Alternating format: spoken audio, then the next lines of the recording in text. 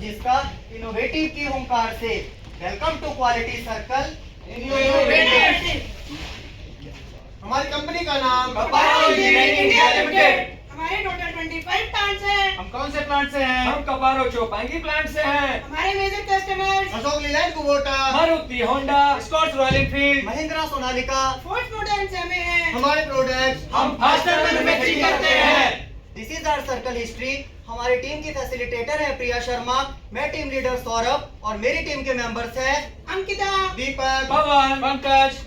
हमारा objective productivity improvement है, जिसके लिए हमने एक्टिविटी प्लान बनाया और अपने सभी टीम मेंबर्स की रिस्पांसिबिलिटी को डिफाइन किया। प्रॉब्लम आइडेंटिफाई करने के लिए हमने लास्ट 6 मंथ्स का production, quality, down time, customer complaint, customer return, cost of poor quality, labour और skill level, employ attendance machine scrap, OE, energy consumption और बेस मैनेजमेंट के डेटा को लेकर एनालिसिस किया। और पाया कि कोल्ड फोर्जिंग में सबसे कम प्रोडक्शन हो रहा है। फोर्जिंग एरिया में हाँ टेम्पोरल मशीन पे सबसे कम प्रोडक्शन हो रहा है। तो आओ इसी मशीन की इंप्रूवमेंट करने के लिए हम लोग क्वालिटी सर्कल करते हैं। हमारा थीम है प्रोडक्टिविटी ऑफ टेम्पोरस मशीन। बार बार टूल टूटने से परेशान हो रहे हैं। लाइन की लाइफ कम आ रही है। ट्रांसफर असेंबली को कौन से टूल से टाइट करूं? डुप्लीकेशन का फ्लो बार बार बंद हो रहा है। अरे वायर को सीधा करने के लिए मेरी हेल्प कर सकते हो क्या? पंच ब्लॉक की असेंबली बनाने के लिए कौन से पिलर यूज करूं? अरे जब इतनी सारी प्रॉब्लम्स आ रही है तो प्रोडक्शन डाउन होना ही है। Effects of this problem. Production losses, quality getting affected. Data analysis से पता चलता है कि हमारी 10 पोरस मशीन का प्रोडक्शन 8.33 लाख पर मंथ आ रहा है, जो कि टारगेट 9.96 लाख का था।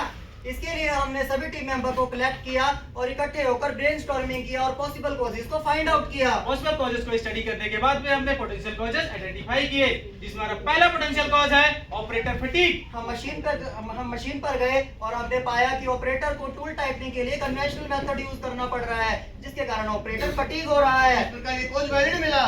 सेकंड पोटेंशियल कॉज जो कि सेमी स्किल्ड ऑपरेटर था, जिसके लिए हमने 10 पोरस मशीन पे L3 ऑपरेटर का अटेंडेंस का रिकॉर्ड चेक किया और पाया कि L2 ऑपरेटर भी मशीन ऑपरेट कर रहे हैं।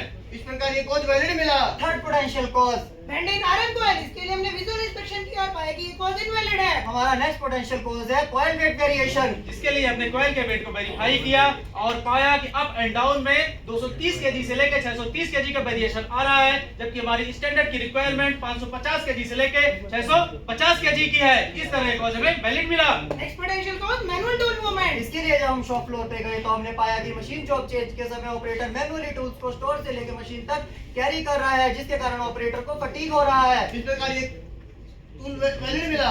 Next potential cause conversion process of wire straightening, wire को मशीन में लगाने से पहले ऑपरेटर को सीधा करना पड़ता था, जिसके लिए ऑपरेटर को किसी दूसरे पर्सन की हेल्प लेनी पड़ती थी, जिससे उसका साइकिल टाइम इंक्रीज हो रहा था और प्रोडक्टिविटी डिक्रीज हो रही थी। इस तरह कॉज भी हमें वैलिड मिला। Next potential cause lubrication discontinuation, इसके लिए हमने मशीन डाउन टाइम हिस्ट्री का डाटा चेक किया और ये पाया कि प्रॉब्लम एक्चुअल थी, तो ये कॉज वैलिड होता है। नेक्स्ट पोटेंशियल कॉज है कॉइल क्विल मिसमैचिंग। इसके लिए जब हमने शॉप फ्लोर पे गैम्बा किया तो हमने पाया कि 3 मिनट के स्टैंडर्ड टाइम के केस में ऑपरेटर को 9 से 11 मिनट का समय लग रहा है। इस प्रकार यह कॉज हमें वैलिड पाया गया। हमारा नेक्स्ट पोटेंशियल कॉज है टूल ब्रेकडाउन, जिसकी वजह से टूल लाइफ हमें अचीव नहीं हो रही थी, जिसकी वजह से ऑपरेटर को फ्रिक्वेंटली मशीन में टूल का चेंजेस करना पड़ रहा था, जिसकी वजह से प्रोडक्टिविटी लॉस हो रही थी। इस तरह से कॉज भी हमें वैलिड मिला। क्या मशीन का प्रिवेंटिव मेंटेनेंस रिपोर्ट डिले मिला? नहीं, मेंटेनेंस टाइम से हो रहा था। इस तरह कॉज हमें इनवैलिड मिला। हमारा नेक्स्ट पोटेंशियल कॉज है फ्रीक्वेंट मशीन ब्रेकडाउन। इसके लिए जब हमने ब्रेकडाउन का डाटा स्टडी किया तो हमने पाया कि मशीन के कन्वेयर और फ्रीक्वेंट लुब्रिकेशन का ब्रेकडाउन मिल रहा है, जिसकी वजह से ये कॉज हमें वैलिड पाया गया। Next potential cause RM loading coil, इसके लिए हमने जब एनालिसिस किया तो पाया कि इसमें कोई डिले नहीं हो रहा था, तो ये कॉज इनवैलिड है। हमारा नेक्स्ट पोटेंशियल और लास्ट पोटेंशियल कॉज है डिले ड्यू टू इंस्पेक्शन, जिसके लिए हमने इंस्पेक्शन का रिकॉर्ड चेक किया और उसमें हमें गैप मिला। इस तरह कॉज भी वैलिड पाया गया। पोटेंशियल कॉजेस को वैलिडेट करने के बाद हमने वाई वाई एनालिसिस कर रूट कॉज को फाइंड आउट करने की कोशिश की। पहला पोटेंशियल कॉज ऑपरेटर फटीग क्यों हो रहा था? बार बार टाइट करने में प्रॉब्लम हो रहा था, बार बार टाइल टाइट क्यों हो रहा था? क्योंकि टूल टाइटनिंग इफेक्टिव नहीं हो रही थी, टूल टाइटनिंग इफेक्टिव क्यों नहीं हो रही थी? क्योंकि ऑपरेटर को स्टैंडर्ड टूल्स प्रोवाइड नहीं करवाए गए तो थे। इससे ये प्रूव होता है कि स्टैंडर्ड टूल्स को ऑपरेटर को ना प्रोवाइड किया जाना ही हमारा रूट कॉज है। मशीन को सेमी स्किल्ड ऑपरेटर क्यों चला रहा था? L3 ऑपरेटर के अटेंडेंस रिकॉर्ड चेक करने से पता चलता है कि L2 ऑपरेटर मशीन चला रहे हैं। L3 ऑपरेटर मशीन पे क्यों अवेलेबल नहीं था? क्योंकि L3 ऑपरेटर या तो किसी अदर मशीन को ऑपरेट कर रहा था या वो प्लांट में अवेलेबल नहीं था, जिसकी वजह से हमें प्रॉब्लम हो रही थी और कोई ऑपरेटर उस मशीन को इतना इफेक्टिवली और एफिशिएंटली नहीं चला सकता था। कोई और ऑपरेटर उस मशीन को क्यों नहीं चला सकता था? क्योंकि उस मशीन को चलाने की नॉलेज किसी और ऑपरेटर को थी ही नहीं। क्या मल्टी स्किलिंग ना हो पाना ही हमारा रूट कॉज है। हाँ, यही हमारा हमारा root cause है। रॉ मटेरियल वेट वेरिएशन क्यों हो रहा था? क्योंकि वायर ड्राइंग में ऑपरेटर वेट को अनइवन मेंटेन कर रहा था। ऑपरेटर वेट को नहीं क्यों मेंटेन कर रहा था? क्योंकि वायर ड्राइंग के समय वो उसको अपनी कन्वीनियंस के हिसाब से मेंटेन कर रहा था। ऑपरेटर अपनी कन्वीनियंस के अकॉर्डिंग क्यों मेंटेन कर रहा था? क्योंकि ऑपरेटर को नेक्स्ट ऑपरेशन की क्रिटिकलिटी और रिक्वायरमेंट्स के बारे में पता ही नहीं था। ऑपरेटर को नेक्स्ट प्रोसेस की बारीक में क्रिटिकलिटी की अवेयरनेस ना होना इसका रूट कॉज है। हाँ सोनो, यही हमारा रूट कॉज है। हमारा नेक्स्ट रूट कॉज है ऑपरेटर टूल्स को मशीन से लेके टूल स्टोर से लेके मशीन तक मैनुअल मूवमेंट कर रहा था। ऐसा इसलिए कर रहा था क्योंकि उसके पास कोई और मेथड था ही नहीं। ऐसा मेथड इसलिए नहीं था क्योंकि ऑपरेटर को शॉप फ्लोर में मटेरियल मूवमेंट्स की ट्रेनिंग प्रोवाइड नहीं कराई गई थी। ट्रेनिंग क्यों नहीं प्रोवाइड कराई गई थी? क्योंकि ट्रेनिंग उसके टीएनआई प्लान में मेंशन ही नहीं की गई थी। तो ये मान के चले कि टीएनआई में टॉपिक का अपडेट ना होना ही ट्रेनिंग ना होने का कारण है। तो यही हमारा रूट कॉज है। बिल्कुल यही हमारा रूट कॉज है। लुब्रिकेशन पॉइंट हमारे मशीन में क्यों नहीं फॉलो हो रहा था? क्योंकि लुब्रिकेशन का पंप सही से काम ही नहीं कर रहा था। कैसे पंप सही से काम क्यों नहीं कर रहा था? क्योंकि उसका बेयरिंग खराब था। उसका बेरिंग क्यों खराब था? क्योंकि पीएम चेक शीट में बेयरिंग का चेक पॉइंट एड्रेस नहीं किया गया था, जिसकी वजह से पीएम में वेरीफाई नहीं हो पा रहा था। सो पीएम चेक शीट में पॉइंट अपडेट ना होना और उसका पीएम के ड्यूरिंग वेरीफाई ना होना ही हमारा रूट कॉज है। बिल्कुल यही हमारा रूट कॉज है। मशीन पर टूल ब्रेकडाउन क्यों हो रहा था? क्योंकि मशीन पे फोर्स स्टेशन की डाई एक्सपिन की ओपनिंग जॉब चेंज के दौरान और मशीन रनिंग के समय कंटिन्यूअसली बार-बार टूट रही थी। बार बार क्यों टूट रही थी? क्योंकि टूल्स में चैम्फर लैंड रेडियस प्रोवाइड नहीं करवाई गई थी। मशीन बार ब्रेकडाउन क्यों हो रहा था? चैम्फर रेडियस क्यों नहीं प्रोवाइड किया गया था?